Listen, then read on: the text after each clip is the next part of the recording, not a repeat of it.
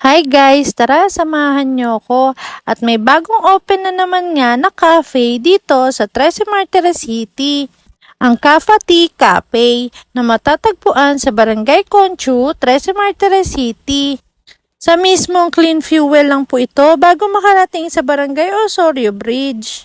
Napaka-aesthetic nga talaga ng place nila at siguradong sa mga katulad kong mahilig mag-pictures ay makakadami ka nga ng kuha dito. At meron nga din silang alfresco dining. Ito nga po pala yung mga menu nila. Post nyo na lang for your reference.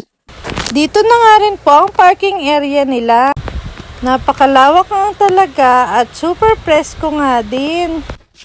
At kung nature lover ka nga, ay talagang magugustuhan mo rin dito dahil super daming ang mga halaman sa may likuran nito. Super relaxing.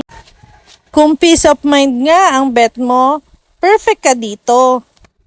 At maya-maya pa, ito na nga po pala ang mga orders namin. Tinry nga namin ang mga rice meals nila.